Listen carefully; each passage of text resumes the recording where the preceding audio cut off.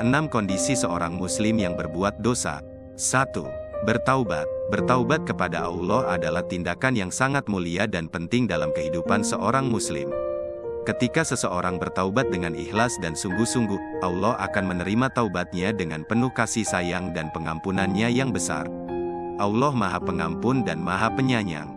Ketika kita bertaubat kepada Allah, Allah akan menghapus dosa-dosa kita seperti sebuah papan tulis yang bersih dari tulisan. Dan laksanakanlah salat pada kedua ujung siang, pagi dan petang, dan pada bagian permulaan malam.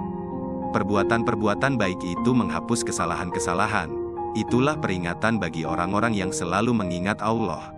Quran Surat Hud ayat 114. 2. Mendapat hukuman di dunia. Terkadang, Allah menghukum seseorang di dunia sebagai bagian dari rahmat dan pengampunannya. Hukuman ini bisa berupa musibah, penyakit, atau kesulitan lainnya yang Allah izinkan agar seseorang dapat membayar dosanya di dunia ini. Ini adalah bentuk pengampunan, karena dosa yang dihukum di dunia menjadi penghapus dosa di akhirat. Tidaklah seorang mukmin tertimpa suatu musibah berupa rasa sakit yang tidak kunjung sembuh, rasa capek, rasa sakit, rasa sedih, dan kekhawatiran yang menerpa, melainkan dosa-dosanya akan diampuni. Hadis riwayat Muslim nomor 2573. 3. Melakukan amal kebaikan. Amal kebaikan yang dilakukan dengan ikhlas dan tulus dapat menghapus dosa-dosa.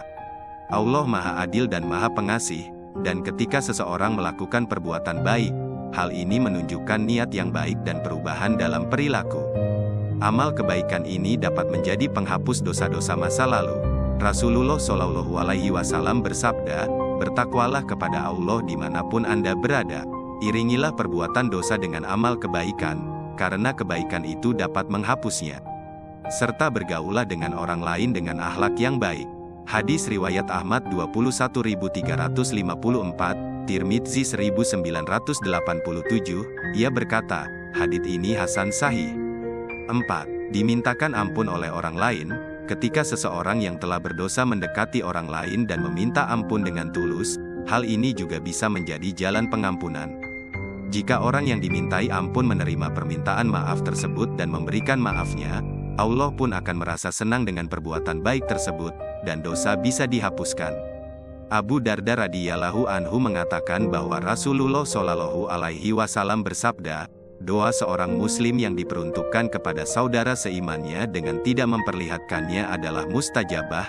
Di atas kepadanya ada malaikat yang bertugas setiap kali dia mendoakan kebaikan untuk saudara seimannya, maka malaikat tersebut mengatakan, semoga dikabulkan dan bagimu seperti apa yang diucapkan. Hadis riwayat Muslim. 5. Sedekah atas nama pendosa. Ketika seseorang memberikan sedekah atas nama orang yang telah berdosa, ini juga bisa menjadi penghapus dosa. Sedekah merupakan perbuatan mulia, dan jika seseorang memberikan sedekah dengan niat baik atas nama pendosa, Allah bisa memberikan pengampunan atas dosanya. Dan sedekah dapat menghapus dosa sebagaimana air dapat memadamkan api. Hadis riwayat Tirmizi, nomor 614. Disahihkan oleh Al-Albani dalam Sahih Sunan Tirmizi. 6. Belum bertaubat. Kondisi seorang pendosa yang belum bertaubat dan tidak memiliki sebab-sebab yang dapat menghapus dosanya adalah situasi yang sangat serius dalam Islam. Dalam Islam, dosa-dosa yang besar, jika tidak diampuni oleh Allah, dapat mengakibatkan seseorang masuk ke dalam neraka sebagai bentuk hukuman atas perbuatannya.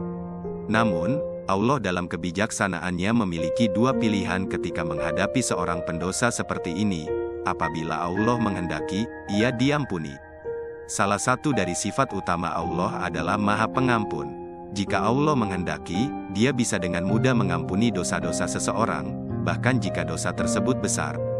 Ini adalah tanda kemurahan dan kebaikan Allah yang tidak terbatas. Ketika seorang pendosa yang belum bertaubat memiliki ketulusan dalam hati dan berharap kepada Allah untuk pengampunan, Allah bisa dengan segera mengampuni dosa-dosanya tanpa memasukkannya ke dalam neraka. Apabila Allah menghendaki, ia akan dihukum di neraka terlebih dahulu.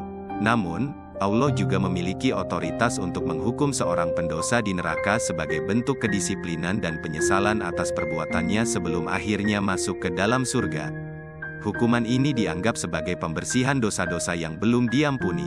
Setelah seseorang dihukum di neraka dan dosanya dihapuskan, Allah kemudian dapat memasukkan mereka ke dalam surga sebagai bentuk rahmat dan kemurahan-Nya.